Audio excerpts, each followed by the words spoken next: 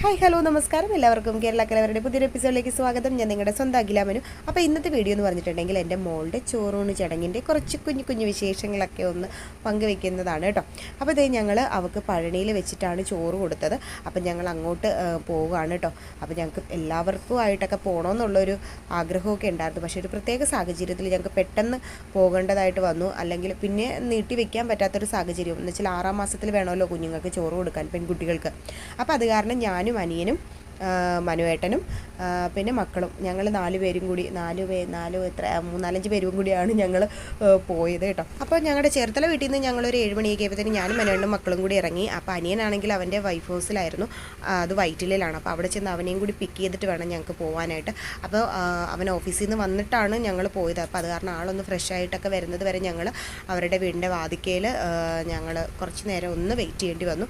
അപ്പോൾ അതിന് ശേഷം അവൻ വന്നു. അപ്പോൾ ഞങ്ങൾ നേരെ പോവുകയാണ് കേട്ടോ. അപ്പോൾ കുറച്ച് അങ്ങ് പോയി കഴിഞ്ഞപ്പോഴത്തേനും ഞങ്ങളിത് ഫുഡ് കഴിക്കാൻ വേണ്ടിയിട്ട് ഇറങ്ങി കേട്ടോ. അപ്പോൾ അവിടെയുള്ളൊരു വെജ് ഹോട്ടലിൽ ഞങ്ങൾ ഫുഡ് കഴിക്കാനായിട്ട് കയറി. അതിൻ്റെ പേരെനിക്ക് എന്താ ഹോട്ടൽ എന്തോട്ടോ ശരവണഭവനം അല്ല ആനന്ദഭവനം ഭവൻ, അവിടെയാണ് ഞങ്ങൾ. ഇതേ നമ്മൾ ഫുഡിനൊക്കെ ഓർഡർ കൊടുത്തു. അത് കഴിഞ്ഞിട്ട് ഇങ്ങനെ വെയിറ്റ് ചെയ്തിരിക്കുകയാണ്. കുഞ്ഞിപ്പെണ്ണാണെങ്കിൽ ഇങ്ങനെ അത്ഭുതത്തോടു കൂടി നോക്കിയിരിക്കുകയാണ്. ഇത് എന്താ സംഭവം എന്നൊന്നും പുള്ളിക്ക് അങ്ങോട്ട് മനസ്സിലാവണില്ല.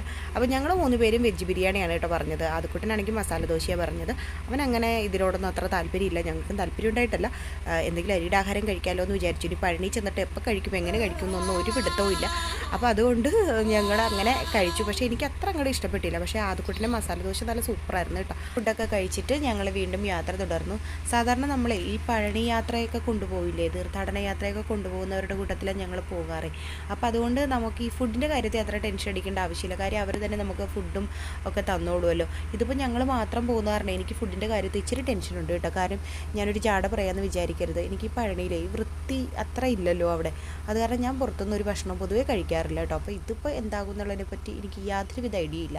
എന്തായാലും ഞങ്ങളിതേ ഒരു വെളുപ്പിനെ ഒരു 2-3 മണിയൊക്കെ ആയപ്പോഴത്തേനും പഴനിയിൽ ചെന്ന് ഒരു റൂം എടുത്തിട്ട് ഉറങ്ങി. അവർ 4 പേരും നല്ല ഉറക്കമാണ്. ഞാനൊരു ഇച്ചിരി നേരത്തെ ഒന്ന് എഴുന്നേറ്റ് ഒന്ന് കുളിച്ച് റെഡിയായിട്ടൊക്കെ നിൽക്കുക. അപ്പോഴേക്കും മക്കളെയൊക്കെ കുളിപ്പിച്ച് റെഡിയാക്കണമല്ലോ. അപ്പോൾ അതുകൊണ്ട് ഞാൻ ഇച്ചിരി നേരത്തെ ഒന്ന് റെഡിയായി. അങ്ങനെ അതിന് ശേഷം അവരും എഴുന്നേറ്റു. അപ്പോൾ എല്ലാവരും ഇതേ കുളിച്ചൊക്കെ റെഡിയായി, നല്ല സെറ്റായി. ഇനിയിപ്പോൾ ഞങ്ങളിതേ മല കയറാനായിട്ട് പോവുകയാണ്. അപ്പോൾ ഞങ്ങൾക്ക് ഈ അടിവാരത്ത് തന്നെയാണ് കേട്ടോ റൂം കിട്ടിയത്. അപ്പോൾ അതുകൊണ്ട് നമുക്ക് അധിക ദൂരം നടന്ന് വഴിയൊന്നും തെറ്റേണ്ട അവസ്ഥ വന്നില്ല. തൊട്ടടുത്ത് തന്നെ ഒരു 2 മിനിറ്റ് നടന്നപ്പോൾ തന്നെ ഞങ്ങൾ അടിവാരത്തേക്ക് എത്തി. അപ്പോൾ അതേ നമ്മളിപ്പോൾ പണ്ടത്തെ പോലെയൊന്നും അല്ല കേട്ടോ. നമുക്ക് താഴെ നിന്ന് തന്നെ നല്ല സെക്യൂരിറ്റി ചെക്കിംഗ് ആണ്. ഫോണൊന്നും നമുക്ക് അകത്തേക്ക് അലൗഡ് അല്ല. ഇപ്പം കയ്യിൽ പിടിച്ചുകൊണ്ട് പോയിട്ടുണ്ടെങ്കിൽ ഒരു കാരണവശാലും അവർ അകത്തേക്ക് കിടത്തി വിടില്ല. അതുകൊണ്ട് കടത്തി വിടില്ല. അതുകൊണ്ട് നമ്മൾ ബാഗൊക്കെ ഉണ്ടെങ്കിൽ ബാഗിൻ്റെ അകത്ത് വെച്ചിട്ട് വേണം പോകാനായിട്ട്. ഇനി പോകുന്നവർ ശ്രദ്ധിക്കണം. അപ്പം അങ്ങനെ ഞാൻ ഇടയ്ക്കിടയ്ക്ക് ഇച്ചിരിയൊക്കെ വീഡിയോസൊക്കെ എന്നിട്ടും എടുത്ത് കേട്ടോ. അപ്പം ഡെലിവറിയൊക്കെ കഴിഞ്ഞിട്ട് ഇച്ചിരി വെണ്ണമൊക്കെ വെച്ചത് കാരണമേ നടന്നിട്ട് അങ്ങോട്ട് കയറണില്ലായിരുന്നു. ഒരു കണക്കിനാണ് ചവിട്ടി പിടിച്ച് കയറിയത്. അപ്പോൾ അങ്ങനെ ഞങ്ങളതേ മേളിലെത്തിയിട്ട് അങ്ങനെ അതേ മനുവേട്ടൻ നമ്മുടെ വഴിപാട് കൗണ്ടറിലേക്ക് പോയിരിക്കുകയാണ് കേട്ടോ. കുഞ്ഞിപ്പെണ്ണിന് കൊടുക്കാനുള്ള ചോറ് അവിടെ നിന്നാണ് നമുക്ക് കിട്ടുന്നത്. അതുപോലെ തന്നെ നമുക്ക് അകത്തേക്ക് കയറാനുള്ള പാസും എടുക്കണം. അപ്പോൾ ഇതേ നമ്മുടെ കൊച്ചിനെ കണ്ടില്ലേ, നല്ല 1-ാം തരത്തിൽ പട്ടുപാടയൊക്കെ ഇട്ട് നല്ല സുന്ദരിയായിട്ടിരിക്കുന്നത്. ഇത് ആളുടെ 28 കെട്ടിന് വാങ്ങിച്ചതാണ് കേട്ടോ. പക്ഷേ ഇപ്പോഴാണ് കറക്റ്റ് ആയത്. അപ്പോൾ നല്ല രസമുണ്ടായിരുന്നു അത് ഇട്ടിട്ട് കാണാനായിട്ട്. അപ്പോൾ ഇതേ ഞങ്ങൾ ആദ്യം 10 രൂപയുടെ പാസ്സാണ് എടുത്തത് കേട്ടോ. അപ്പോഴേക്കും ഭയങ്കര തിരക്ക്.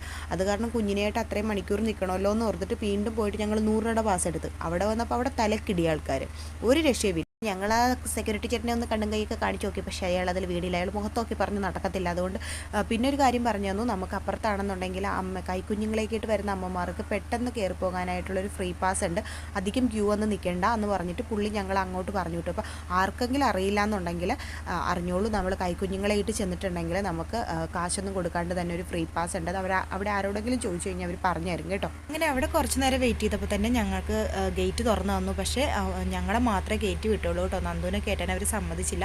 പിന്നെ 100 രൂപയുടെ പാസ് ഓൾറെഡി എടുത്ത കാരണം അത് കൂടെ അവൻ വന്നു. അപ്പോൾ ഞങ്ങൾ പെട്ടെന്ന് കണ്ട് ഏറ്റവും അടുത്ത അഴിയിൽ തന്നെ നമുക്ക് നിന്ന് ഫസ്റ്റ് തന്നെ കാണാൻ പറ്റുന്ന സൗകര്യമാണ് ഉണ്ടായിരുന്നത്. അപ്പോൾ അതുകൊണ്ട് നന്നായിട്ട് ഭഗവാനെ കാണാൻ പറ്റി. പിന്നെ അവൻ വരുന്നവരെ ഞങ്ങൾ വെയിറ്റ് ചെയ്തിട്ട് അവൻ വന്നതിന് ശേഷമാണ് കുഞ്ഞിപ്പെണ്ണിന് ചോറ് കൊടുത്തത്. പക്ഷേ ഇതിലെന്നാ ഫിറ്റെന്ന് വെച്ചിട്ടുണ്ടെങ്കിൽ ഞാനും മനുവണ്ണൊക്കെ കൊടുക്കുന്ന സമയത്തുള്ള വീഡിയോ അനിയൻ്റെ കയ്യിലാണ് ഫോൺ കൊടുത്തത്. പക്ഷെ അവൻ പ്ലേ ചെയ്യാൻ മറന്നുപോയി. അതുകൊണ്ട് ഇത്രയും വീഡിയോസ് മാത്രമേ നമുക്ക് കിട്ടിയുള്ളൂ കേട്ടോ. അങ്ങനെ നമ്മുടെ ആര്യപ്പെണ്ണിൻ്റെ ചോറൂണൊക്കെ നല്ല മംഗളകരമായിട്ട് അങ്ങോട്ട് അവസാനിച്ചു. ഇനിയിപ്പോൾ നമ്മൾ നേരെ താഴോട്ട് ഇറങ്ങുവാണ്. അപ്പോൾ അതിന് മുൻപായിട്ട് പഞ്ചാമൃതം വാങ്ങിക്കാനായിട്ട് മനുവണ്ണൊക്കെ അവിടെ കൗണ്ടറിൽ നിൽക്കുകയാണ്. അപ്പോൾ പഞ്ചാമൃതം വാങ്ങിച്ചിട്ട് ഞങ്ങൾ നേരെ ഇനി താഴോട്ട് ഇറങ്ങി.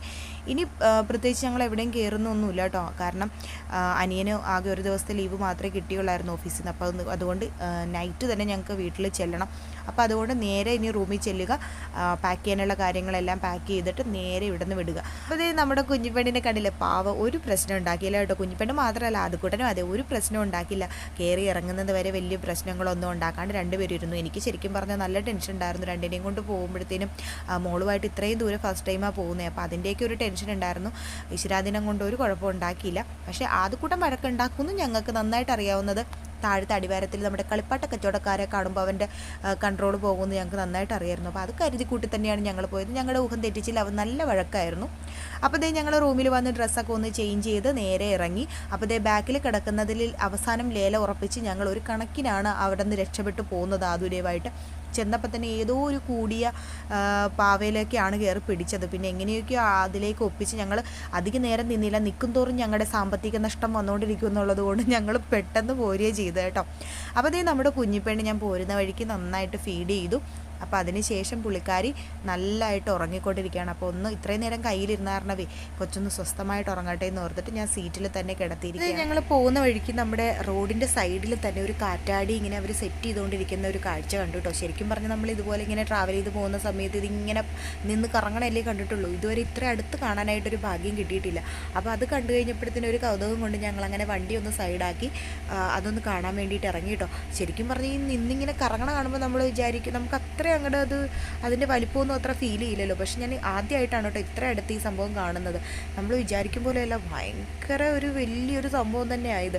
എനിക്ക് നമ്മുടെ എന്താ പറയുക ഒരു എയ്റോപ്ലെയിനേക്ക് അടുത്ത് പോയി നിൽക്കുന്നത് പോലെയൊക്കെ എനിക്ക് ഫീൽ ചെയ്തത്.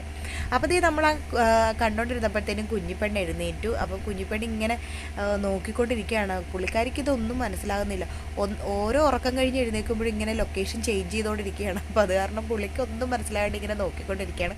അപ്പോൾ ഇനി ഇവിടെ നേരെ പോയിട്ട് ഏതെങ്കിലും ഒരു നല്ല ഹോട്ടൽ കണ്ടുപിടിക്കണം. അതിനുശേഷം നന്നായിട്ടൊന്ന് ഫുഡ് കഴിക്കണം. ഞാൻ ഈ നേരം വരെ, അതായത് രാവിലെ മുതൽ ഒരു ഏകദേശം ഒരു 4 മണിയായിട്ട് ഉണ്ടാവും, ഈ സമയം വരെ ഒന്നും കഴിച്ചിട്ടില്ല. അതും നന്ദു അവിടെ നിന്ന് എന്തോ കഴിച്ചു പഴണിന്ന്, ഞാനും മനുവണ്ണൊന്നും കഴിച്ചിട്ടില്ല. അപ്പോൾ ഞങ്ങൾ അങ്ങനെ കൊല്ലങ്കോട് വന്നതിന് ശേഷം നല്ല ഒരു അടിപൊളി ഒരു ബിരിയാണിയൊക്കെ കഴിച്ചിട്ട് ഞങ്ങൾ നേരെ ഇനി വീട്ടിലേക്ക് പോവുകയാണ്. അപ്പോൾ ഇനി കുറച്ച് പാലക്കാടിൻ്റെ ഭംഗികൾ കൂടി ഒന്ന് കണ്ടോളൂ. അപ്പോൾ മറ്റൊരു വീഡിയോയിൽ കാണുന്നവരെ എല്ലാവർക്കും എൻ്റെ മൊബൈൽ